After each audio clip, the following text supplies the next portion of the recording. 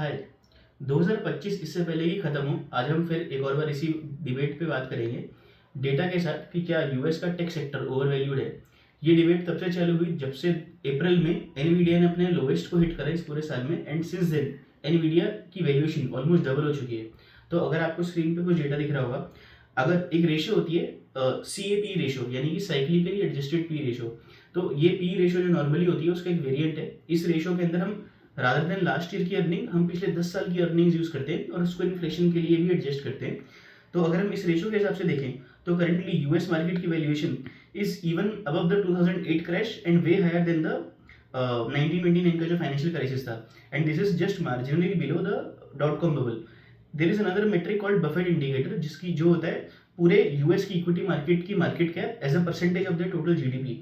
अगर आप इस रेशियो से भी चेक करेंगे तो इसमें तो US market currently even dot com bubble के पीक से भी बहुत आगे है। तो इन दोनों मेट्रिक से हम देख पा रहे हैं कि यूएस इकोनॉमी करंटली बहुत ही ओवर प्राइस्ड रीजन के अंदर है। और अगर मैं आपको कुछ करंटली कुछ डेटा बताऊं, यूएस का जो पूरा टेक सेक्टर है करंटली उनके इंडेक्स में सिर्फ हाइपर स्केलर यानी कि 5 कंपनियां जो क्लाउड और एआई इंफ्रास्ट्रक्चर देखती है वहां पे, only these 5 companies constitute 19% of their overall index. In fact सिर्फ 2 कंपनियां और एनवीडिया और ब्रॉडकॉम जो कि उनके वहाँ चिप्स बनाती हैं, ये 2 कंपनियां अलग से 10% और इंडेक्स को कैप्चर करती हैं। कुल मिला के टेक सेक्टर एलोन वहाँ पे अप्रोक्सीमेटली 30% इंडेक्स को रिप्रेजेंट कर रहा है। और इवन वहाँ का Buffett indicator overall US economy का 200% के ऊपर है। इंडिया में ये नंबर अभी 150% पे है।